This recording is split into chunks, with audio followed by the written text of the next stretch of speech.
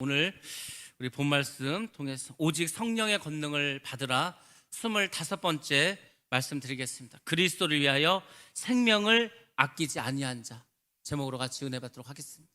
여러분은 예수 그리스도를 위해서 여러분의 생명을 아낌없이 그렇게 드리실 수 있습니까? 오늘 제목이 우리에게 참 중요한 질문을 던져줍니다. 저에게도 마찬가지고 여러분에게도 마찬가지입니다. 우리가 단순히 교회를 다니는 것에 끝날 것인가, 아니면 정말 나를 구원하시고 나를 저 천국에서 영원히 살게 해주신 그 주님을 위해서 나의 생명조차 아낌없이 드릴 수 있는 그런 믿음의 사람이 될 것인가. 여러분도 오늘 말씀을 잘 들으시고 은혜 받으시고 결단하고 그리고 변화되시길 주의 이름으로 축원합니다. 안디옥 교회에 문제가 생겼습니다. 우리가 잘 아는 것처럼 안디옥 교회는 이방인의 교회였습니다. 근데 그 교회가 엄청나게 부흥을 했습니다. 그래서 바울과 바나바를 이제 전도할 수 있도록, 선교할 수 있도록 후원하고 기도하고 물질로 이렇게 밀어주었습니다. 그런 안디옥 교회에 도대체 무슨 어려움이 생길까? 당연히 생깁니다. 교회라는 곳이 그렇습니다. 교회는 일단 사람이 모이는 곳입니다. 사람이 모이다 보니까 생각이 다르고 의견이 다릅니다. 그리고 교회가 부흥하게 되면은 교회가 점점 성장하면서 예전에는 알 수 없었던, 예전에는 경험하지 못했던 그런 문제들이 당연히 일어나게 됩니다. 우리 교회가 100명, 200명, 300명, 1000명 자꾸 부흥하고 성장하면 우리가 작은 교회였을 때에는 전혀 생각지도 못했던 그런 문제들이 생길 수밖에 없습니다. 안디옥 교회도 문제가 생겼습니다. 어떤 문제가 생겼을까? 이런 문제가 생겼습니다. 유대로부터 어떤 이들이 찾아왔습니다. 안디옥 교회. 그리고 이제 막 사람들을 말씀을 가르칩니다. 근데 이 사람들이 사실은 거짓 교사들이었습니다. 이 사람들이 와서 한 얘기가 이것입니다. 이방인들이 예수를 믿게 되었는데, 예수를 믿었다 하더라도 원래 우리 유대인들은 모세 율법을 지켰다. 그러니까 예수를 믿는 너희들도 모세 율법을 지키라는 겁니다. 그럼 그 모세 율법이 뭐 있습니까? 할례가 있고 여러 가지 구약의 율법들이 있습니다. 그것을 지키라는 거예요. 더군다나 할례를 받지 못한 자는 구원을 받지 못한다는 이런 가르침을 하게 되었습니다. 이방인이 모인 교회에는 성장하게 되면 여러 가지 문제들이 생길 수 있는데, 특별히 이 문제는 우리가 정말 충분히 예견할 수 있는 그런 문제였습니다. 지금이야 우리도 다 이방인이지 않습니까? 전 세계에 교회가 있기 때문에 우리가 구약 율법을 지키고 할례를 받고 이런 것이 전혀 문제가 되지 않습니다. 그때 이 당시는 아직 교리가 완성된 것도 아니고, 기독교에서 우리가 무엇을 지켜야 되는가 이것도 알 수 없고, 단지 기독교는 예수파라고 해서 그 유대교 안에 있는 한 분파 정도로 생각하고 있었습니다. 그렇기 때문에 당연히 예수파도 이 율법을 지켜야 된다, 그렇게 많은 사람들이 이야기했습니다. 그러니까 결국 이 문제를 해결해야지 기독교가 바로 설 수 있고 기독교가 유대교에서 벗어날 수가 있었습니다. 그래서 과연 이방인들이 그럼 율법을 지켜야 되는가, 또 지킨다면 어느 선까지 지켜야 되는가, 이것을 결정한 것은 결코 쉬운 문제가 아니었습니다. 그래서 이 문제로 교회가 이제 시끄러지기 시작했습니다. 바울과 바나바 사이에도 다툼이 있었고 변론이 있었습니다. 사도 바울은 이 갈라디아서를 통해서 분명하고 확실하게 우리에게 말씀해 주고 있습니다. 그리스도 안에서는 할례도 어떤 날과 달과 절기는 다 그림자에 불과하므로 실체 대신 예수 그리스도가 이 땅에 오셨으니까 그분께서 온전한 언약을 주심으로 더 이상 율법은 지키지 않아도 된다고 이렇게 말했습니다. 근데 바나바는 그렇지 않았습니다. 바나바는 옛 언약과 새 언약에 대해서, 하나님의 경륜에 대해서 바울처럼 충분히 깨닫지 못했습니다. 그래서 율법을 지켜야 된다고 말하게 되었습니다. 아니, 교회 지도자가 이렇게 의견이 다르니 당연히 교회도 나눠줄 수 있는 큰 위기에 처하게 되었습니다. 아무튼 결론을 내리지 못하는 그런 상황이었습니다. 자, 그런데 이 안디옥 교회가 참 은혜스러운 일을 합니다. 우리도 사실 이것을 본받아야 돼요. 교회 안에 문제가 생길 수 있습니다. 얼마든지 생길 수 있습니다. 앞으로도 더 많이 생길 수도 있습니다. 근데 안디옥 교회는 교회에 문제가 생겼을 때 어떻게 했습니까? 이들은 기도했다는 겁니다. 기도할 때 성령께서 답을 주십니다. 인간적인 방법으로 해결하지 않았어요. 만약에 이 문제를 가지고 계속 싸웠다면 아마 바울 교회와 바나바 교회로 나누어질 수도 있었을 것입니다. 근데 이들은 이 문제를 가지고 기도를 했습니다. 그리고 하나님께서, 성령께서 지혜를 주셨습니다. 그러니까 여러분들도 마찬가지입니다. 우리가 다 마찬가지. 어떤 문제가 생기면은 기도하셔야 됩니다. 사람의 입은 닫고 오직 하나님께서 말씀하실 수 있도록 우리는 기도하고 성령의 음성을 들어야 할 줄로 믿습니다. 어떤 이제 결론이 났습니까? 그러면은 이 문제를 우리가 해결할 수 없다면 우리가 지도자 몇 명을 뽑아가지고 예루살렘 교회로 보내자. 예루살렘 교회에 누가 있습니까? 예수님의 직계 제자들, 사도들이 있지 않습니까? 그분들의 권위가 있지 않습니까? 그래서 예루살렘 교회를 통해서 이 문제를 해결할 수 있도록 그렇게 결정을 내렸습니다. 그래서 안디옥 교회는 바울과 바나바와 다른 몇 사람을 이제 뽑았습니다. 뽑아서 예루살렘으로 보내게 되었습니다. 자, 예루살렘에는 사도가 있고 예루살렘에 또 장로들이 있습니다. 그들을 통해서 답을 얻어오라고 우리가 기도하고 있겠다고 그렇게 해서 바울 일행을 예루살렘으로 보내게 됩니다. 바울 일행들이 이제 수리아, 오늘날의 시리아죠. 시리아에서 이 예루살렘까지 내려옵니다. 그 거리가 수백 킬로가 됩니다. 걸어오면서 그냥 오지 않았습니다. 여러분들 참 이런 것들 우리가 성경에서 자세하게 말해주진 않지만 우리가 기억하셔야 되는, 지금 이 안디옥 교회는 문제가 생겼습니다. 마음속에 걱정도 있고 불평도 있고 힘든 마음일 겁니다. 근데 그들이 예루살렘에 그냥 오지 않았습니다. 예루살렘에 오면서 몇 개의 교회를 들렸습니다. 베니게도 들리고 사마리아 성에도 들렸습니다. 그리고 무엇을 했습니까? 사도 바울이 이방인에게 복음을 전하고 거기서 성령께서 역사하셔서 눈먼 자가 눈을 뜨고 걷지 못한 자가 걷게 되고 사도 바울은 돌에 맞아 죽기까지 했는데 다시 하나님을 살려주시고 막 이런 간증을 했어요. 그랬을 때 이 사람들이 그 말 듣고 은혜를 받고 다시 믿음이 굳세게 되었다는 것입니다. 아니 생각해 보시기 바랍니다. 지금 예수를 믿은 지 얼마 안 됐어요. 믿음도 연약합니다. 더군다나 예수를 믿는다고 해서 핍박도 받고 유대교로부터 지금 여러 가지 환란이 있습니다. 그건 참 어렵겠죠. 내가 예수를 괜히 믿었나? 예수를 믿었더니 오히려 더 힘들어지네. 예수를 믿었더니 내 삶이 더 괴로워지네. 그럼 대부분의 사람들은 예수를 믿겠습니까? 떠나가지. 근데 이 바울 일행이 와서 복음을 전하고 살아계신 하나님의 역사에 대해서 말을 하고 하나님께 지금도 살아계셔서 우리에게 기적을 베풀어 주시고 그 하나님은 지금 이곳에 우리와 함께 하신다고 했을 때 그들이 얼마나 힘을 얻었겠습니까? 그래서 사도 바울이 그들에게 복음을 전하고 그 많은 사람들이 사도 바울의 일행을 통해서 은혜를 받고 기뻐하게 되었습니다. 그리고 드디어 예루살렘에 가게 되었습니다. 그리고 예루살렘에서는 이 사도들과 장로들이 모여서 이 문제를 가지고 회의를 열게 되었습니다. 자, 그 부분이 사도행전 15장에 나와 있습니다. 우리 4절부터 5절까지의 말씀입니다. 같이 보겠습니다. 시작. 예루살렘에 이르러 교회와 사도와 장로들에게 영접을 받고 하나님이 자기들과 함께 계셔 행하신 모든 일을 말하매 바리새파 중에 어떤 믿는 사람들이 일어나 말하되 이방인에게 할례를 행하고 모세의 율법을 지키라 명하는 것이 마땅하다 하니라. 아멘. 아멘. 예. 예루살렘의 사도와 장로들이 바울 일행을 맞이했습니다. 그리고 그들을 영접했습니다. 환영해 주었습니다. 그리고 이제 그 바울이 이야기합니다. 지금 안디옥 교회가 많이 부흥했습니다. 어차피 예루살렘 교회에서 지도자를 파송해서 안디옥 교회가 지금 이렇게 부흥하지 않았습니까? 그래서 지금 안디옥 교회가 이렇게 은혜 가운데 잘 부흥하고 있다는 것을 설명했습니다. 그리고 1차 전도 여행에 있었던 모든 일들, 하나님께서 이방인들에게도 여러 가지 은사를 베풀어 주시고 성령 임하시고 역사하셔서 지금 그 이방 땅에도, 그 갈라디아 지방에도 하나님의 교회가 생기게 되었다고 이렇게 상세하게 보고를 하게 되었습니다. 자, 우리가 생각할 때는 그럼 잘 됐네, 박수를 치고 정말 하나님께서 역사하신다 이렇게 다 은혜 받고 기쁘게 회의를 끝내면 좋을 것 같은데 그렇지 않았습니다. 그 이야기를 듣고 바리새파 중에서 예수를 믿은 사람이 일어나서 이야기를 합니다. 정말 하나님께서 놀랍도록 역사하셔서 이방인에게도, 우리 유대인뿐만 아니라 이방인들에게도 이렇게 길을 열어주시고 구원의 길을 열어주셨어요. 참 감사합니다. 근데 중요한 것은 그들도 하나님의 백성이니까 할례를 받고 모세 율법을 지키는 게 마땅하다고 주장합니다.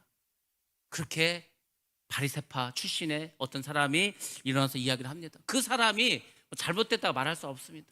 지금이야 우리가 세월이 2000년에 흘렀기 때문에 이 문제가 아무것도 아니지만 그 당시에는 굉장히 중요했습니다. 유대인 입장에서는 수천 년을 지금 그 모세 율법을 지켜왔는데, 그런데 예수를 믿는 사람들이 그 율법을 지키고 안 지키고, 더군다나 이방인들이 하나님의 자녀가 지금 됐다고 하는데, 원래는 선택받은 이스라엘 백성들만 하나님 나라의 백성이 돼야 되는데, 이방인들도 그렇게 하나님 나라의 백성이 되었다면 저들도 율법을 지켜야 하나님의 자녀가 되는 거 아닌가?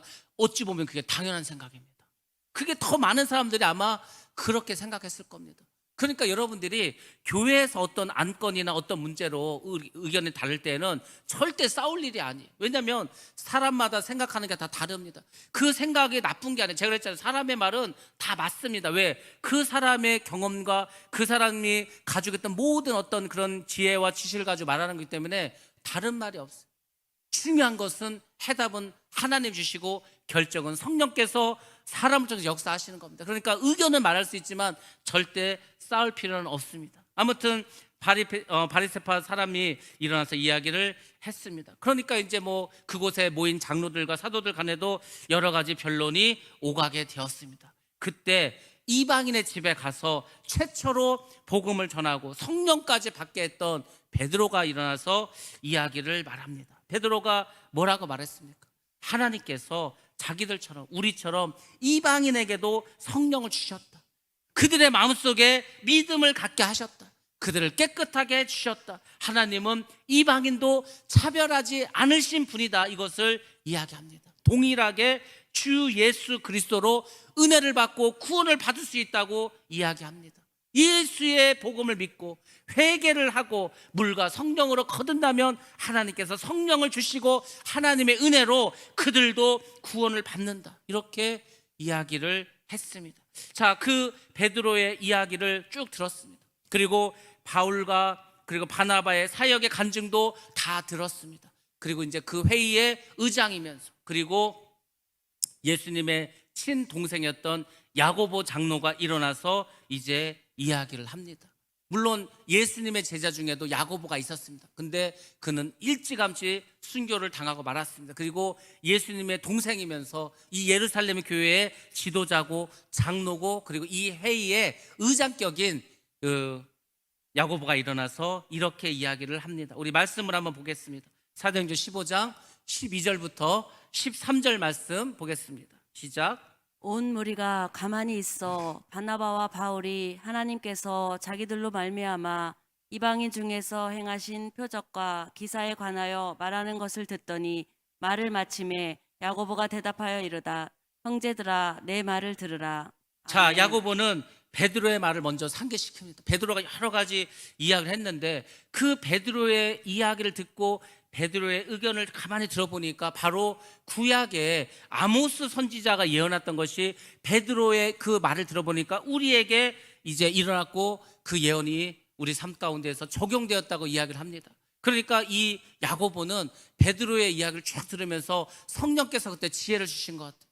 우리가 잘 아는 것처럼 유대인들은 나면서부터 하나님의 말씀을 암송합니다. 그래서 많은 선지자들의 모든 그 예언들을 다 암송하고 있어요. 근데 그 베드로의 말을 듣는 순간 이 야고보의 마음속에서 바로 아모스 선지자의 그 예언이 떠올랐습니다. 그 예언이 어떤 말씀일까? 바로 사도행전 15장 15절에서 17절 통해서 이야기해 주고 있습니다. 같이 봅니다. 시작. 선지자들의 말씀이 이와 일치하도다. 기록된 바 이후에 내가 돌아와서 다윗의 무너진 장막을 다시 지으며 또 그 허물어진 것을 다시 지어 일으키리니 이는 그 남은 사람들과 내 이름으로 일컬음을 받는 모든 이방인들로 주를 찾게 하려 함이라 하셨으니 아멘. 아멘. 결국 나중에 하나님께서 뭐라고 하십니까? 하나님의 이름으로 일컫는 모든 이방인들, 물론 당연히 이스라엘의 그 사람들도 있겠죠. 이 사람들로 하여금 주를 찾게 할 것이다. 결국 하나님께서 온 이 세상에 있는 모든 사람들, 이방인에게도 하나님을 찾게 하실 날이 오겠다는 겁니다. 그것을 어떻게 한다고 합니까? 무너진 다윗의 장막을 일으키시면서 한다 그랬어요. 그러면 여러분들, 무너진 다윗의 장막을 일으킨다, 이것을 무엇으로 우리가 해석을 하겠습니까? 이 말씀도 이사야서에 예언이 되어 있습니다. 여러분들, 하나님께서 그냥 일하지 않습니다. 하나님은 말씀을 먼저 주십니다. 그리고 그 말씀을 반드시 이루어 주십니다. 예수님께서 이 땅에 오시지 않았습니까? 오늘 갑자기 오신 게 아닙니다. 이미 구약의 선지자를 통해서 그 메시아가 오실 것을 예언해 주셨는데 300가지나 예언해 주셨습니다. 근데 그 예수님께서는 300가지의 모든 그 예언을 다 이루어 주셨습니다. 처녀의 몸으로 나지 않으셨습니까? 처녀의 몸으로 났습니다. 그리고 베들레헴에서 나시다 베들레헴에서 나셨습니다. 그분이 나사렛에서 성장하지 않았습니까? 그렇게 됐습니다. 그리고 그분이 우리의 모든 죄를 담당하시고 십자가에서 죽으셨습니다. 그 모든 게 다 예언에 나와 있습니다. 근데 이 이사야도 바로 이 부분에 대해서, 무너진 다윗의 장막에 대해서 말씀을 해줬습니다. 이사야서 16장 5절 말씀입니다. 같이 한번 봅니다. 시작. 다윗의 장막에 인자함으로 왕위가 굳게 설 것이요 그 위에 앉을 자는 충실함으로 판결하며 정의를 구하며 공의를 신속히 행하리라. 아멘. 아멘. 많은 사람들은 이것을 처음에 이렇게 생각했습니다. 아, 다윗의 장막을 회복시켜 주신다는 것은, 우리가 장막이 무엇입니까?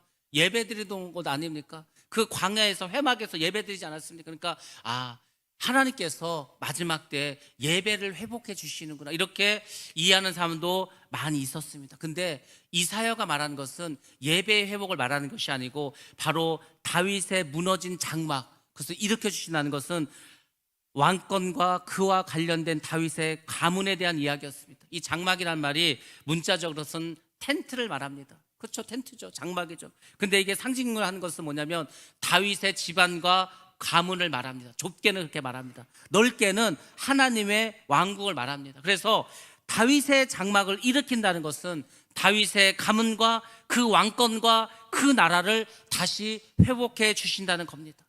여러분들 잘 기억하시기 바랍니다. 하나님께서 다윗을 보고 뭘 하셨습니까? 다윗이야말로 내 마음에 합한 자라고 했습니다. 그리고 다윗을 왕으로 세워주셨습니다. 그러면서 뭐라고 했습니까? 다윗의 집과 그 왕권은 영원하리라고 그렇게 약속해 주셨습니다. 근데 그게 영원합니까? 지금 다윗 왕의 후손이 이스라엘의 왕을 하고 있습니까? 그렇지 않습니다. 이스라엘은 범죄했습니다.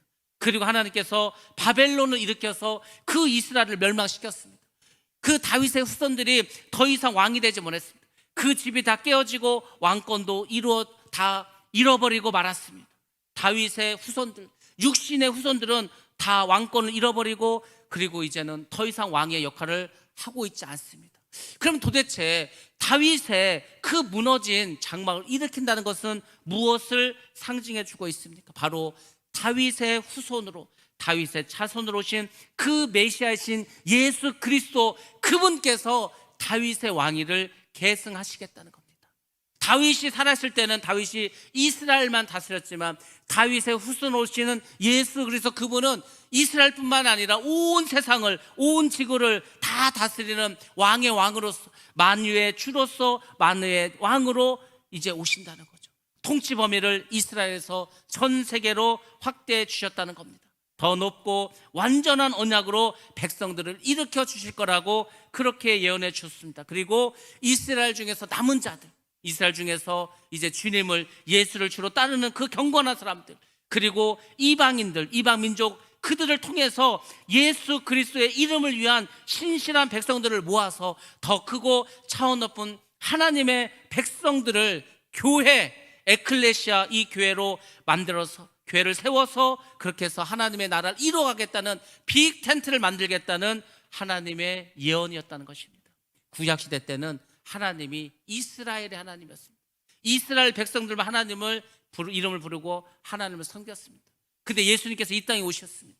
그 예수님께서는 모든 이방인들, 우리를 포함한 모든 사람들의 왕이 되시고, 그리고 그분이 이제 우리를 거룩하게 하시고 우리를 구원시켜 주시고 우리에게 영생을 주셔서 우리 모두가 천국에 살아갈 수 있도록 그 길을 열어주시고 그것을 약속하시고, 예수를 믿는 모든 자들은 천국에서 살아갈 수 있는 그 길을 열어주셨습니다. 그걸 큰 텐트, 빅 텐트로 만드셨다는 거예요. 그래서 다윗의 장막을 다시 회복시켰다, 이렇게 말씀해주고 예언해 주신 말씀이었습니다. 야고보는 바로 이 베드로가 했던 그 말이 바로 그 선지자들이 예언했던 것을 성취했다고 결론을 내립니다. 그리고 하나님께 돌아오는 모든 이방인들, 그들을 율법의 멍에로 괴롭게 하지 말고 중요한 몇 가지만 지키게 하자고 의견을 제시했습니다. 그리고 그것이 그대로 정해졌고 2000년이 지난 오늘날 우리에게도 이 예루살렘의 회의의 결과로 우리가 지금 이 규정대로 지금 행하고 있는 것입니다. 만약에 이때 예루살렘 교회에서 다른 식으로 결론을 맺었다면 아마 우리가 지금도 율법을 지켜야 될지도 모르고 할례를 받아야 할지도 모릅니다. 근데 이때 정해진 이 규정대로 오늘날 모든 전 세계 교회가 내려오고 있는 겁니다. 그러니까 참 중요한 회의였죠. 예수를 믿는 우리가 이것을 꼭 기억하셔야 됩니다. 아, 예루살렘에서 이렇게 종교회를 했었고 이 회의의 결과로 오늘날 우리에까지 이게 적용이 되고 있구나 아셔야 됩니다. 그러면 도대체 이때 예루살렘 회의에서 확정된 결론이 무엇일까 여러분들이 아셔야 되겠죠. 자, 사도행전 말씀 보겠습니다. 15장 19절부터 21절 말씀입니다. 함께 봅니다. 시작. 그러므로 내 의견에는 이방인 중에서 하나님께로 돌아오는 자들을 괴롭게 하지 말고 다만 우상의 더러운 것과 음행과 목매어 죽인 것과 피를 멀리하라고 편지하는 것이 옳으니 이는 예로부터 각 성에서 모세를 전하는 자가 있어 안식일마다 회당에서 그 글을 읽음이라 하더라. 아멘. 아멘. 자, 이 회의에서 크게는 세 가지고 조금 구체적으로 하면 네 가지를 정했습니다. 이 네 가지만 여러분들이 예수를 믿으면서 잘 지키시면 그 구약의 모든 율법을 지키는 거하고 같다고 생각하시면 됩니다. 첫 번째는 뭐냐면 우상의 더러운 것입니다. 바로 우상의 재물 문제입니다. 저도 어렸을 때 우리 집에 다 예수를 믿지 않았을 때 제사를 지내면은 그 제사를 지냈던 음식을 먹어야 되는 건가 먹지 않아야 되는 건가 이 문제가 참 중요한 문제였습니다. 그런데 성경에서는 이미 그 문제에 대해서 다 해결을 해줬습니다.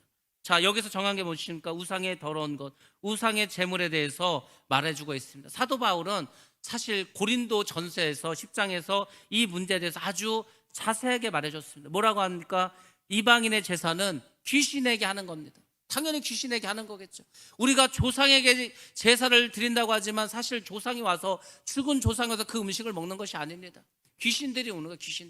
귀신들이 제사를 지내주니까 그걸 먹고 더 그 집에서 달라붙고 그 집에 저주를 내리고 그 집에 예수를 못 믿게 하는 거 아닙니까? 그래서 귀신에게 제사를 지내는 거니까 그 제물을 먹는 것은 그 제단에 참여하는 것과 같다고 이야기해 주고 있습니다. 다시 말하면 우리가 우상에게 바친 음식을 먹는 것은 우상 숭배에 우리가 같이 동참했다는 것입니다. 그러므로 예수를 믿는 우리는 제사에 올린 그 음식을 먹지 않는 게 합당하다 이렇게 여러분들이 생각하면 됩니다. 물론 사도 바울은 그런 이야기를 했습니다. 모든 식물은 모든 음식은 하나님께서 주신 것이므로 우리가 기도를 하고 먹으면 상관이 없다고 얘기를 했죠. 근데 믿음이 연약한 자들이 야, 저 교회 다니는 사람이 이 사도 바울이 믿음이 좋은 줄 알았는데 우상에게 바친 그 고기를 먹네. 그러면 그 사람들이 실족하지 않겠습니까? 그래서 사도 바울이 고기를 먹지 않겠다고 그렇게 말하지 않았습니까? 옛날에 이 당시에 그 제사가를 다 뭘로 지냅니까? 소를 잡아서 양을 잡아서 이방인들도 다 그렇게 제사를 지냈습니다. 무수히 많은 소와 양을 잡았어요. 그걸 어떻게 다 먹습니까? 그러니까 시장에 막 내다 팔았습니다. 근데 그 중에서 그 성전에서 제사 지내고 나온 그 고기는 좀 가격이 쌌어요. 그러니까 돈이 없는 사람들은 그걸 일부러 사 먹지 않았겠습니까? 근데 그 우상에게 바쳐진 제물은 귀신에게 드린 거기 때문에 그 음식을 먹는 것은 그 우상 숭배에 동참한 것이다. 그래서 먹지 말라 이렇게 이야기해 주고 있습니다. 그러니까 여러분들이 어디 가서 제사를 만약에 참석하게 되었다면 다른 음식은 괜찮지만 제사상에 올린 거는 안 먹는 것이 좋습니다. 여러 가지로. 그러니까 이때 또 정해준 거니까 여러분들 기억하시기 바랍니다. 두 번째는 음행의 문제입니다. 하나님께서 천지를 창조하셨을 때 남자와 여자를 창조하셨습니다. 그리고 그 한 남자와 한 여자가 정상적인 결합, 그러니까 결혼을 통해서 창조 질서를 이루어 가셨습니다. 그리고 건강한 성적인 행위를 통해서 이제 하나님의 자손을 낳고 그렇게 살아가도록 해 주셨습니다. 근데 그 모든 것에서 벗어나서 이런 성적으로 문제를 일으키면 그것은 죄악이라고 말합니다. 성적으로 문란하고 호색하고 간음하고 불륜과 동성애를 벌이는 모든 것들을 피하라고 말합니다. 그리고 성경에서는 이 문제에 대해서는 굉장히 강력하게 주장합니다. 자, 고린도전서 말씀 보겠습니다. 6장 9절 말씀 같이 한번 보겠습니다. 시작. 불의한 자가 하나님의 나라를 유업으로 받지 못할 줄을 알지 못하느냐. 미혹을 받지 말라. 음행하는 자나 우상 숭배하는 자나 간음하는 자나 탐색하는 자나 남색하는 자나. 아멘. 예, 오늘 말씀 중에서 굉장히 여러분들이 조심해서 주의 깊게 보셔야 될 말씀입니다. 불의한 자라고 먼저 말해주고 있습니다. 불의한 자, 불법을 행한 자, 의롭지 못한 자, 그 사람들은 결론적으로 하나님의 나라를 유업으로 받지 못한다라고 성경은 말씀해 주고 있습니다. 하나님의 나라를 유업으로 받지 못하면 천국에 들어가지 못한다, 이렇게 여러분들이 보셔도 됩니다. 그러면은 어떤 사람들이 들어가지 못한다고 했습니까? 말씀 다시 한번 띄워주시기 바랍니다. 성경은 분명하게 말해주고 있습니다. 미혹을 받지 말라, 미혹. 그러니까 원래 성경은 이렇게 써 있는데 누군가 와서 괜찮어, 그냥 그거 먹어도 돼, 괜찮어, 그렇게 해도 돼, 이런 미혹에 빠지지 말라는 거예요. 다 사람의 미혹에 넘어가서 범죄하는 것입니다. 첫 번째 뭡니까? 음행하는 자. 음행하는 자, 그 사람은 불의한 자이기 때문에 하나님 나라를 유업으로 받지 못한다고 규정해 주었습니다.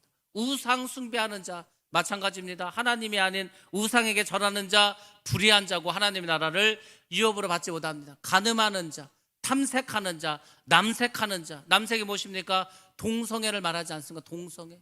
그러니까 이 모든 것은 하나님의 나라를 유업으로 받지 못한다고 이미 성경에서 그것도 2000년 전에 말씀해 주고 있지 않습니까? 그러니까 우리가 이 문제를 가지고 더 이상 왈가왈부할 필요도 없습니다. 2000년 전에 이미 예루살렘 이 회의에서 다 정해준 말씀이 있기 때문입니다. 하나님께서는 우리가 거룩하게 살기를 원합니다. 지금 전 세계가 동성애 문제로 시끄럽지 않습니까? 우리나라는 아직까지 이 동성 결혼을 합법화시키지 않았습니다. 동성애도 아직 우리가 인정하지 않았습니다. 근데 여러분들, 대부분의 선진국들은 이미 동성애를 다 법적으로 허용해주고 동성 결혼도 이미 다 이루어지고 있습니다. 그러니까 뭐 당연하게 됐어요. 이게 시간이 지나고 또 예전에 통과된 나라는 동성애가 이제 뭐 아주 만연해 버려가지고, 네덜란드 같은 경우에는 50%에 가까운 사람들이 동성애에 대해서 뭐 당연하다, 뭐 그렇게 해도 되지 않냐, 동성애 즐기는 사람들이 너무 많아졌습니다. 그 많은 질병이 지금 나오고 있지 않습니까? 하나님이 동성애를 하지 말라는 것은 여러 가지 이유가 있습니다. 뭐 에이즈에 걸리기 때문에, 무슨 뭐 아프리카 뭐 원숭이 두창이 걸리기 때문에 이래서 그런 게 아니고, 하나님께서는 처음에 창조를 하실 때부터 남자와 여자가 결혼하고 결합하는 것을 창조의 질서로 보셨기 때문에 이걸 어기지 말라는 거예요. 그래서 이 문제에 대해서는 처음에 하나님이 말씀을 주실 때부터, 이게 뭐 율법이라면 율법을 주실 때부터 처음부터 말씀하신 거 아닙니까? 근데 이게 끊임없이 인간 사이에서 이루어지고 있습니다. 노아 시대 때도 결국 동성애 때문에 하나님 심판하셨습니다. 소돔과 고모라도 역시 동성애 때문에 하나님께서 심판하셨습니다. 우리가 살아가는 이 세상, 마지막 세상도 결국은 동성애가 만연하면서, 이 동성애가 단순히 동성애 문제가 끝나는 게 아니에요. 그것은 하나님을 대적하는 가장 강력한 공격입니다. 그래서 하나님께서 동성애가 만연했을 때는 그 나라를, 그 사회를, 그 세상을 심판하는 거예요. 이제 우리가 살아가는 이 세상의 마지막도 결국은 동성애가 만연한 세상이 될 것입니다. 우리나라가 왜 이게 통과되지 않고 있는지 아십니까? 국회에서 법을 정할 때 미리 이제 입법 예고를 합니다. 입법 예고를 할 때마다 교회들이 계속 국회에다가 반대 의사를 막 표명하는 거예요. 끊임없이. 지금 국회에 이게 올라온 게 7번, 8번 정도 됩니다. 그때마다 교회에서 앞장서 가지고 이걸 막아오고 막아왔어요. 그렇게 한 20여 년의 시간이 흘렀습니다. 근데 어느 날 언제 이게 변할지 몰라요. 그래서 제가 말씀드리지 않았습니까? 지금 드라마를 통해서, 영화를 통해서 동성애하는 게 우리나라도 많이 나오고 있습니다. 심심치 않게 나오고 있습니다. 최근에 방송한 그 드라마에도 나왔어요. 그리고 영화도 지금 나왔습니다. 그 영화가 이제 저도 보진 않았지만은 대충 그 영화에 대한 어떤 줄거리는 알고 있습니다. 남자 연예인과 남자 요리사가 서로 사랑을 하는 거예요. 근데 그게 너무 막 가슴 아프게. 그러니까 사람들 볼 때, 야, 저 두 사람이 잘 연결됐으면 좋겠다. 저렇게 사랑하는데 저 두 남자가 가정을 이루고 행복하게 살아갔으면 좋겠다. 사람들이 그렇게 생각한다는 거예요. 그럼 여론이 어떻게 되겠습니까? 아, 동성애가 나쁜 게 아니네. 정말 사랑하는 사람하고 살아야지. 그게 남자면 어떻고 여자면 어떻고, 그게 뭐가 문제가 돼? 우리나라도 계속 그렇게 해서 여론이 확산됩니다. 그러면 법이 통과되는 거예요. 그걸 반대하는 교회는 욕을 먹습니다. 아유, 저 교회는 코로나 때도 그렇게 말을 안 듣고, 코로나 때도 예배 드리지 말라고 그렇게 했더니 꾸역꾸역 예배를 드려가지고 그렇게 코로나가 퍼지게 하더니만, 이 동성애, 이 서로 사랑을 한다는데 동성애한 사람을 차별하면서 저런 차별주의자들, 그러면서 욕을 먹는 거예요. 지금 동성애가 통과된 나라는 동성애가 잘못됐다고 하면 차별주의자가 되는 거예요. 그 낙인이 찍히고 주홍 글씨가 딱 찍힙니다. 그래서 오히려 그 사람들이 더 차별을 받는 그런 세상이 되었습니다. 하나님께서 미리 말씀해 주시는 거예요. 이 문제는 크고 아주 강력한 문제이기 때문에 음행의 문제, 간음의 문제, 동성애 문제, 성적인 문란의 문제들은 끊임없이 우리 사회와 같이 갈 겁니다. 하나님께서 뭐라 하셨습니까? 내가 거룩한 너희도 거룩하라. 그 거룩은 다른 게 아닙니다. 성적인 문제를 말하는 거예요. 그래서 우리가 이 문제에 대해서 항상 깨달으셔야 됩니다. 지금 교회도 엄청나게 만연했습니다. 뭐 대도시고 뭐고 다 쉬쉬해서 그렇지. 이 문제 때문에 얼마나 많은 일들이 교회들 안에서 일어난지 아십니까? 그 중요한 것은 하나님께서 그만큼 이것을 큰 문제로 보셨기 때문에 그럽니다. 아무튼 이 문제가 예루살렘 교회에서 확정된 결론의 이야기였습니다. 세 번째하고 네 번째는 묶어서 이야기를 합니다. 첫 번째로는 목매어 죽인 것, 그리고 피를 멀리할 것에 대해서 말씀해 주고 있습니다. 쉽게 말해서 피를 먹지 말라 이렇게 말합니다. 피를 먹지 말라는 것은 뭐 짐승을 잡아 죽이지 말고 뭐 헌혈을 하지 말고 수혈을 하지 말고 이런 것을 말하는 것이 아닙니다. 짐승 먹을 수 있죠. 우리가 지금 육식하고 있지 않습니까? 하나님께서 우리가 육식을 하는 것을 허용하셨습니다. 언제 하셨냐면 노아의 홍수가 끝나고 난 다음부터. 노아의 홍수 이전에는 이 지구가 너무 살기 좋았습니다. 왜냐하면 하늘 위에 궁창에 물이 있었기 때문에 지구가 다 온화한 기후되었습니다. 그리고 우주에서 그런 나쁜 광선이 오지도 않았습니다. 그러니까 이 땅에 사는 사람들이 900세는 기본적으로 살았습니다. 우리가 지금 90세를 살아도 오래 사셨다고 하는데 그 노아 홍수 이전에는 다 900세 이상 살았습니다. 장수할 수 있었던 왜? 환경이 너무 좋았기 때문에. 짐승들도 서로 잡아먹고 짐승들도 서로 이렇게 피를 흘리고 하지 않았습니다. 근데 노아의 홍수 이후에 그 지구를 지켰던 물이 다 땅으로 쏟아지고 말았습니다. 그래서 이제 지구에 나쁜 광선도 오고 기후 변화도 오고 살기가 어려운 환경이 되었습니다. 우리 인간이 동물을 짐승을 먹지 않고는 이 살아갈 수 있는 그런 살아갈 수 없는 상황이 되었어요. 그래서 하나님께서 짐승을 먹게 허락하셨습니다. 그런데 그렇게 짐승을 먹게 하셨지만 그때도 말씀하셨습니다. 그 피는 먹지 말라고. 레위기서 말씀 보겠습니다. 17장 10절부터 11절 말씀 다 봅니다. 시작. 이스라엘 집 사람이나 그들 중에 거류하는 거류민 중에 무슨 피든지 먹는 자가 있으면 내가 그 피를 먹는 그 사람에게는 내 얼굴을 대하여 그를 백성 중에서 끊으리니 육체의 생명은 피에 있음이라. 내가 이 피를 너희에게 주어 제단에 뿌려 너희의 생명을 위하여 속죄하게 하였나니 생명이 피에 있으므로 피가 죄를 속하느니라. 아멘. 생명이 피에 있고 그 피가 죄를 속해 주는 것입니다. 그래서 하나님께서는 피를 먹지 말라고 이거 처음부터 우리에게 말씀해 주셨습니다. 피를 먹지 말라고. 이 피 문제가 굉장히 중요한 문제가 되었습니다. 율법 시대 이전부터 창세기 때부터 내려왔던 율법 중에 율법입니다. 물론 성경에서는 부정한 동물, 먹지 말아야 될 동물과 그리고 정한 동물, 깨끗한 동물에 대해서 구별해 주셨습니다. 이것은 율법 중에서 음식과 관련된 법에 규정된 법입니다. 근데 피를 먹지 말라는 것은 속죄 제하고 관련된, 쉽게 말해서 제사법에 관련된 것입니다. 피를 먹지 말라고 성경은 계속해서 말씀해 주고 있습니다. 근데 우리나라는 예전부터 너무 먹을 게 없었습니다. 고기가 뭐 흔치 않았습니다. 고기는 부자만 먹는 거고 없는 사람들은 그냥 버린 내장이나 그 피를 먹지 않았습니까? 그래서 그 피로 만든 게 뭡니까? 순대고 그리고 또 소 피를 먹지 않습니까?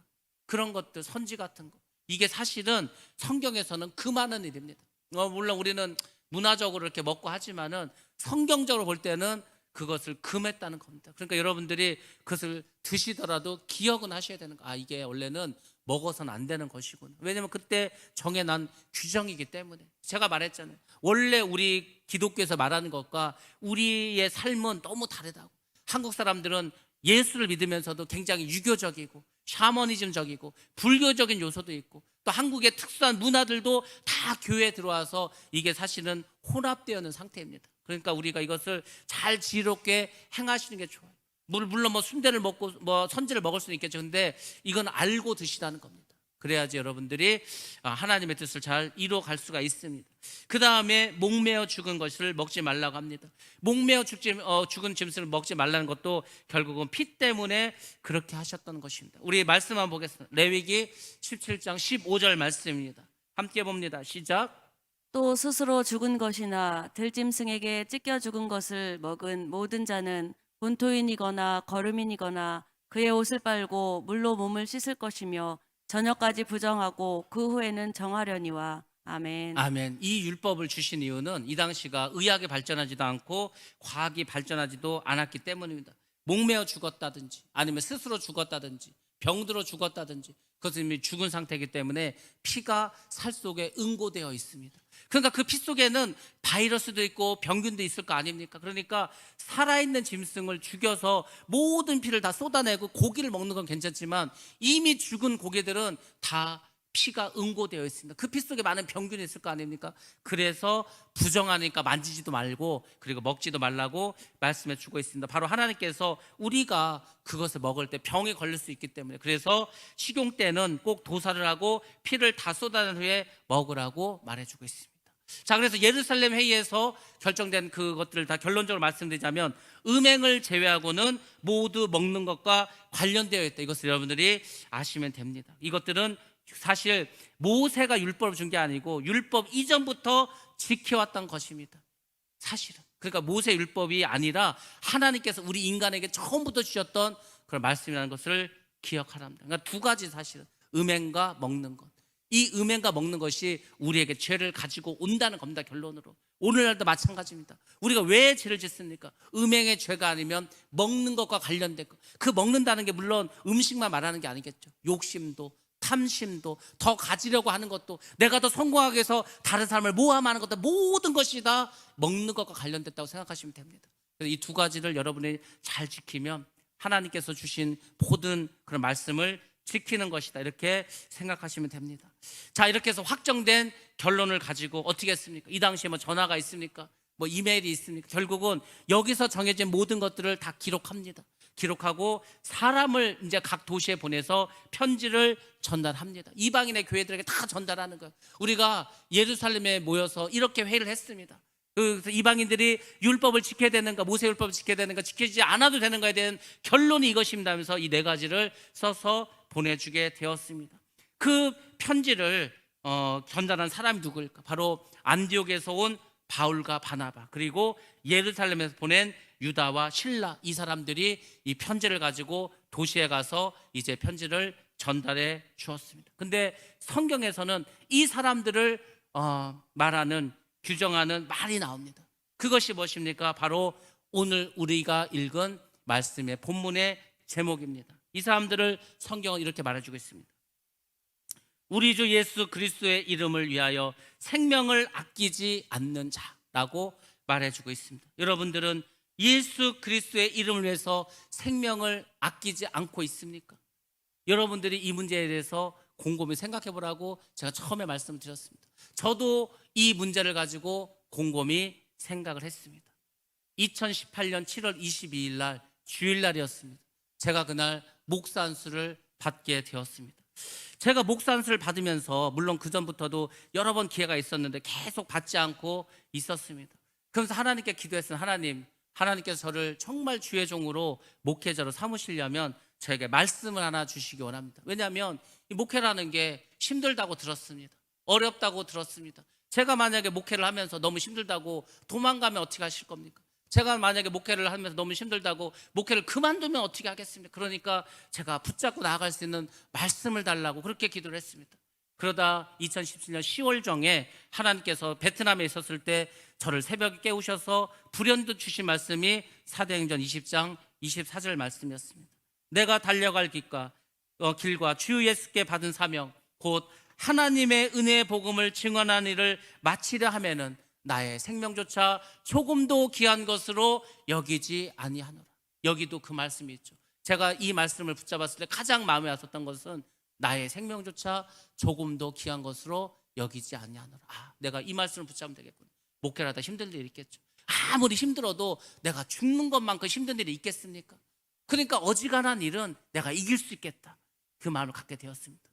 그래서 이제 그 마음을 가지고 지금까지 왔어요. 근데 이제 엊그제 4주년을 맞이하면서 저의 마음속에서 그런 생각이 들었습니다. 이 목회가 하면 할수록 힘든 거예요.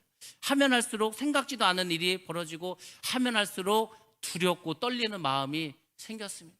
더 말을 조심해야 되고 더 행동도 조심해야 되고 더 무엇인가 정말 하나님의 뜻대로 살아가야 된다. 그런 부담이 계속 있는 거예요. 물론 우리가 목회를 하다 보면 여러 가지 일들이 생깁니다. 모든 교인들이 다 잘 됩니까? 아픈 분도 생기고 문제가 생긴 분도 생기고 어려움에 처한 분도 생깁니다. 그러면 그것이 다 이제 나의 문제가 되는, 저의 문제가 되는 겁니다. 저의 기도의 제목이 되는 것입니다.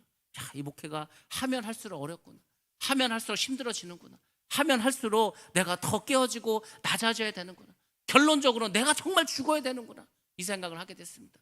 그러면서 저희가 또 한 가지 생각이 떠올랐습니다. 주님께서 그런 마음을 주셨습니다. 목사만 그러면 그렇게 살아가야 되는가? 그게 아니라는 겁니다. 성경은 말합니다. 목사만 이렇게 목숨을 다해서 섬기는 것이 아니라 예수를 믿는 모든 성도는 다 그 마음을 품어야 한다는 겁니다. 여러분들도 마찬가지예요. 여러분들도 예수를 위해서 여러분의 생명을 아낌없이 드리는 그런 사람이 되어야 합니다. 여러분들, 내가 정말 예수를 위해서 내 목숨을 드릴 수 있는 그런 정도의 사람이라면 누가 말 한마디 한 거 그거 갖고 상처받을 게 말이 됩니까?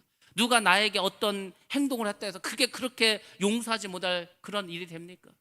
아무것도 아닙니다. 내가 목숨까지도 바치는데 무엇을 못하겠습니까? 내가 누구의 말을 듣고 서운하고 내 마음이 아픈 것은 내가 살아있기 때문에, 내가 죽지 않았기 때문입니다. 예수를 믿는 모든 우리는 다 예수 안에서 십자가에서 죽어야 할 줄로 믿습니다. 로마서가 말하는 것이 그거 아닙니까? 결국 우리가 다 십자가에 죽었습니다. 그 죽은 사람 누굽니까? 바로 옛사람입니다. 예수를 믿기 전에 사람은 다 죽는 거예요. 그래서 우리가 세례를 받고 침례를 하지 않습니까? 물속에 다 들어가서 장사 지내는 겁니다. 다 죽는 거예요. 예수님이 부활하시는 것처럼 우리가 물에서 나오지 않습니까? 그 물에서 나오는 사람은 옛사람이 아니라 새 사람이 되는 겁니다. 새롭게 하나님의 사람으로 거듭난 사람이 일어나게 되는 것입니다. 그래서 물과 성령으로 거듭나라고 예수님께서 니고데모에게 말씀하지 않았습니까? 우리 모두는 물과 성령으로 거듭나야 할 줄로 믿습니다. 예수를 믿은 지금 우리의 삶은 예전에 그런 내가 아니라 정말 예수 그리스도 안에서 새롭게 태어난, 예수님이 부활하셨을 때 새 몸을 입은 것처럼 우리도 물론 나중에 예수님 오시면 부활을 하든지 아니면 우리의 몸이 변해서 변화처럼 변화되겠지만 그때까지의 우리의 삶도 예수님이 변화시켜 주셨으므로 우리는 변화된 삶을 살아가야 할 줄로 믿습니다. 그러므로 작은 것에 좌고우면 하지 마시고 작은 것에 마음 아파하지 마시고 모든 것을 주님을 바라보시고 하늘나라를 소망하면서 그렇게 살아가시기 바랍니다.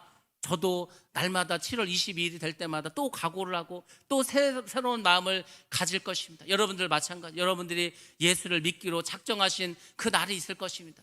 그 날마다 여러분들이 여러분을 돌아보시면서 내가 정말 예수와 함께 죽었는가, 내가 정말 예수를 위해서 내 생명을 아낌없이 드릴 수 있는 그런 삶을 살아가고 있는가, 여러분 스스로가 늘 되뇌이시고 더 주님과 가까이, 더 주님의 은혜가 주님께서 여러분을 통해 역사하실 수 있도록 여러분 생각과 여러분 마음을 변화시키시기 바랍니다. 그러면 강력하게 성령께서 여러분 마음을 새롭게 하셔서 여러분의 마음이 기쁨이 넘치게 하시고 여러분 마음속에 감사가 넘치게 하시고 여러분의 삶을 축복의 삶으로 만들어 주실 줄로 믿습니다. 그것이 예수를 믿는 겁니다. 그것이 성령의 권능을 받는 길입니다.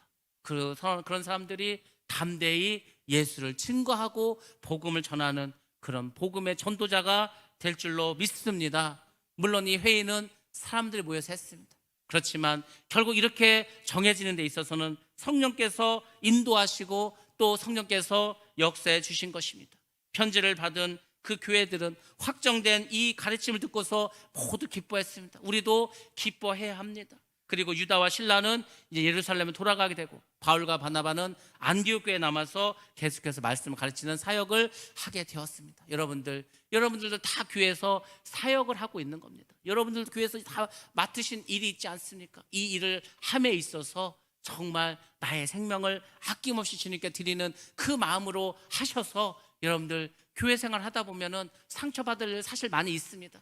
내가 서운한 일 경험할 때도 많이 있습니다. 근데 아무것도 아닙니다. 별거 아닙니다. 우리가 천국에 가는 데 있어서 그게 그렇게 우리에게 영향을 주는 것이 아닙니다. 다 믿음으로 이기시고 주의 마음으로 이기시고 승리하시고 항상 기쁨과 감사가 넘쳐나는 복된 자가 되시기를 주의 이름으로 축원합니다. 기도하겠습니다.